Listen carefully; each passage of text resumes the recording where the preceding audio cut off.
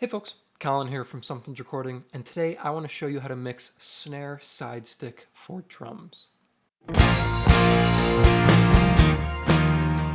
going to be looking at mixing side stick today, but before we dive in, if you're ready to go a little bit deeper into the mixing process in its entirety and really start to hone your workflow as an engineer, then I have just the thing for you.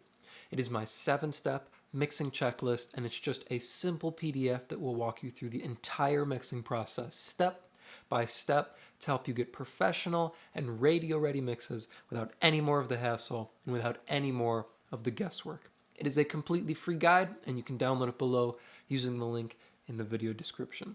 Now let's jump in here and talk about mixing side stick. So side stick can be a little bit of a tricky thing, especially if you don't have the mic in the right place or if it's not recorded right. Sometimes you get a lot of kick drum bleed or a lot of hi-hat bleed. It can be a tricky thing to get right in your mix and to sit it in the right place in the mix. Before we get too far in here, let me show you what the drums sound like by themselves here. So this is the finished drum mix for the song, and then I will solo up the side stick so you can hear what the side stick sounds like on its own here as well. So here is the finished drum mix for the song.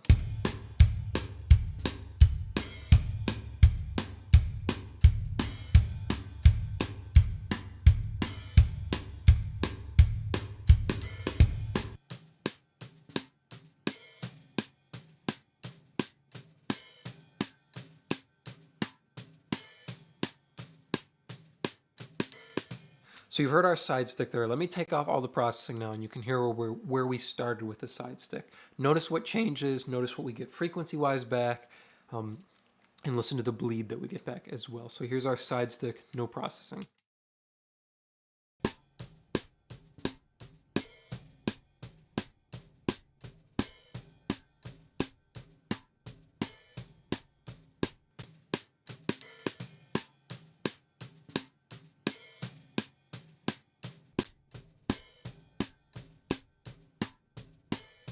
So without the processing in, our kick drum is pretty much almost as loud as the snare side stick.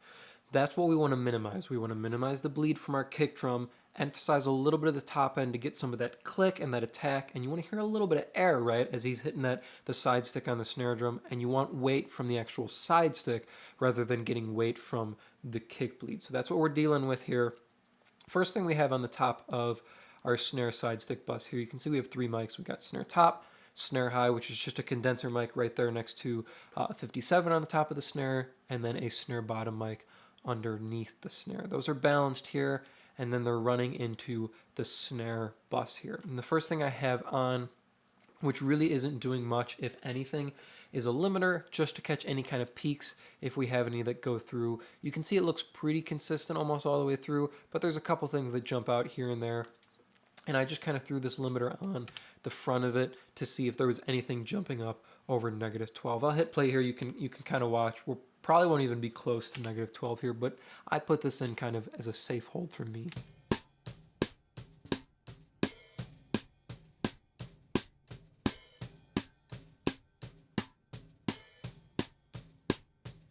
Yeah, you can see we're kind of jumping up towards -12, but nothing really goes over, just kind of there as a nice little barrier in case something does jump out. But it's not doing much at the moment. If you wanted to push the threshold down to push more gain into it and get some of that limiting on the top, that would be fine as well. Now, our first plugin here, and it's actually doing some work, is our EQ. And you can see we're kind of taking care of 2 areas that we talked about. We're going to get rid of some of that kick bleed with our high pass filter, and then we're going to pull up some attack and some air up on the top end. So let me go through these boosts here and this cut piece by piece. We'll start with our high pass filter here. That's just going to get rid of our kick bleed here. So take a listen. I'll hit play and then engage the high pass filter. Listen to how we kind of shift the focus more towards the side stick sound rather than the heavy low end we have coming from our kick bleed here. So we'll start without it, and then I'll kick it in.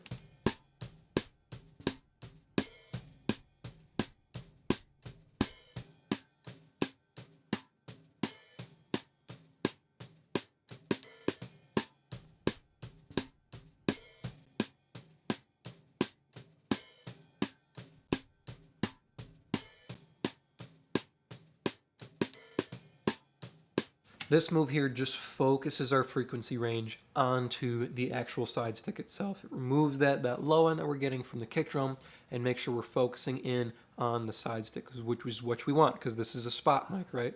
We'll get our kick drum from our kick drum. We want to get our side stick from our side stick here. So our next boost we're going in is I'm pulling up a little bit of the mid-range here at about, where are we at? 1.42K, doing almost a 4 dB boost here. This is kind of to balance out the tone of the side stick overall. We were missing a little bit here in the mid-range, and it was feeling a little bit like we had our low end and our top end, but there was kind of a dip here. So this is a balancing move here to make sure our side stick feels full all the way through. So listen without, and then I'll kick it in. You can hear how it kind of balances out our frequency range a little bit.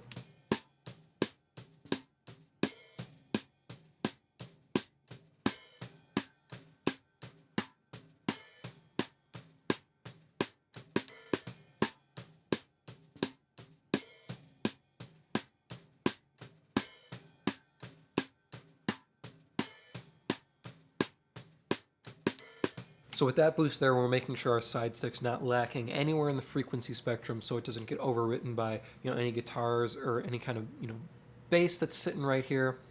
If we have some top end sitting on our bass, it's usually sitting between 500 and 2K, and we don't want any of those kind of frequency ranges to override our snare here or our side stick. We want to make sure we can hear it in any frequency range, and this will also help it come out on smaller speakers here as well, this bump in the mid-range here. Moving on up, we have a 3 dB boost at exactly 3K. So this boost here is going to bring out some of the attack in the high mid here. So some of that stick sound as it makes contact with the snare drum, it's going to emphasize that and give us a little bit more attack. That's going to help our side stick cut through the mix. So you'll hear it a little bit more presently, and it'll sit comfortably inside the entire mix. So here it is. I'll start without it, and then I will kick it in for you here.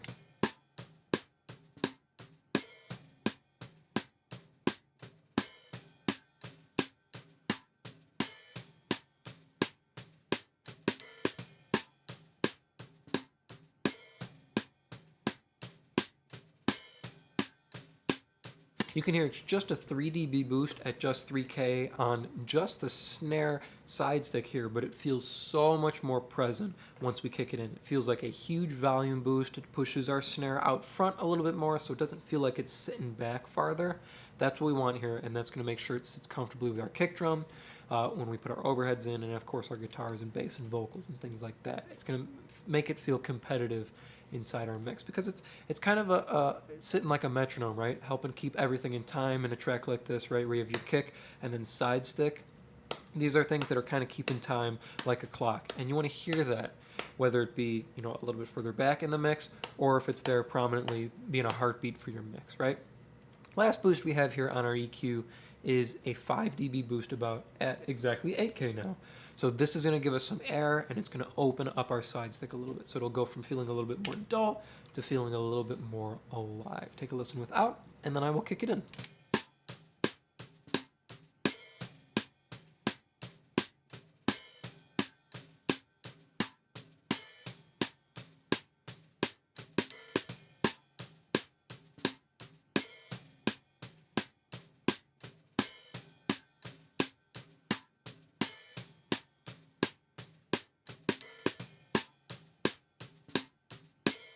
This boost here kind of feels to me like you're taking like a towel or a blanket off the side stick, right? You get that nice open top end. Feels like there was a roll off on before, like some kind of low pass filter. Feels like we turn that off, and suddenly we have all this nice openness on the top of our side stick. It has some air, and it has some room to breathe. So that's our EQ here. Next plugin we're throwing on is our compressor. This is where we're going to emphasize the attack on our side stick, so it feels a little bit more prominent and a little bit more aggressive. We're not going too far right, we're not going to squash it or anything. We just want to get a little extra snap out of it so it's competitive inside our mix, because this is a small instrument, right? Just tapping on the side of the snare like that, just a side stick, it can be hard to make sure it's heard inside the mix. Emphasizing the attack a little bit can go a long way. So we'll start without it, and then I'm going to kick it in here. We're at about a 20 millisecond attack here, an 80 millisecond release.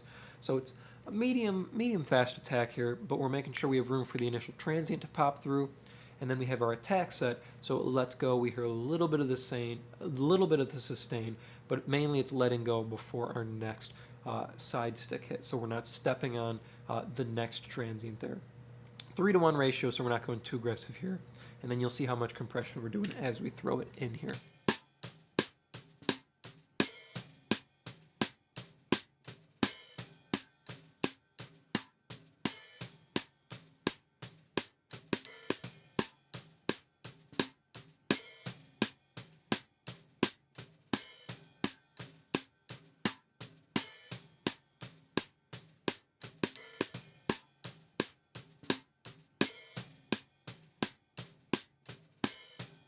Hear how much more attack we're getting from our side stick now that we kick the compressor in. We're doing about 6 dB of compression here. It feels a little bit like we're squashing the side stick, but we're not squashing the side stick. What you're hearing is we're losing a little bit of the fullness in the bottom end, but we're gonna get that back, okay? We've taken care of our EQ, we've got our attack in now, we got our attack element emphasized from our compressor. Now we can add the fullness back. I like to add any kind of low end or weight or fullness in after compression, because if you push that kind of stuff into the compressor, that's all your compressor is going to react to. So we're going to add this after the fact now here with our final EQ. You can see we have one boost here, and we're boosting at 142 hertz. This is actually kind of usually where I boost on most snare drum. I like to boost below the fundamental. That way this kind of, the back end of the slope here doesn't reach too much into the low mid area here. I like it to reach towards the fundamental and then be kind of rolled off here before it gets up to 400 and 500. And this way we get some of that low octave back. We've already rolled off our kick drum, so now we can bring up some of that low octave and hear it on our side stick. So we'll start without it, and then I'm going to kick it in. Listen how that fullness jumps back into our snare drum. We have the attack from our compressor. Let's get the fullness back in there now.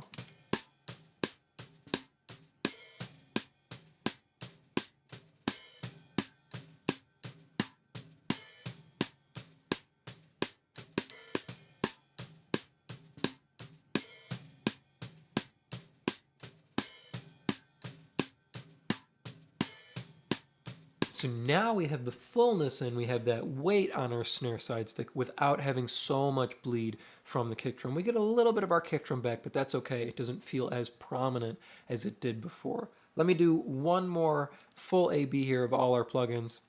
So we're just doing a little bit of limiting. Well, really not any limiting. You can push it as hard as you'd want here, maybe 3 dB of limiting, just to roll off some of the peaks there. Rolling off our kick bleed here, so rolling off our low end. We're at 140 hertz on our high pass, giving a little bit of fullness in the mid-range, a little bit of attack here in the high mids, and then bringing up that air and openness on the top end. Our compressor here, that's emphasizing our attack on our side stick. We lose a little bit of the weight and a little bit of the fullness on the bottom end, but that's okay. We get it back with our last EQ here. So listen one more time without and then with everything, and I'll throw it inside the drum mix as well here.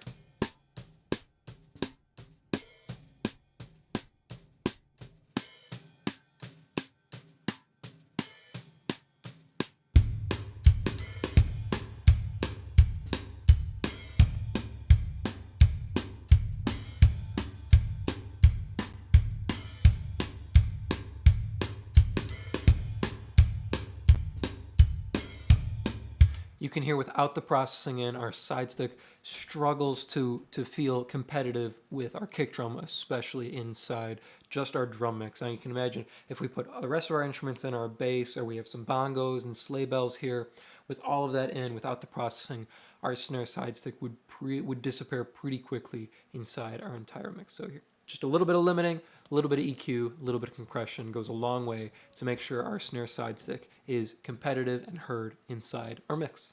I hope that was helpful for you. As I mentioned at the beginning of the video, if you are ready to take your mixes to the next level and really start dialing in your workflow as an engineer, then I have just the tool for you, and it is completely free.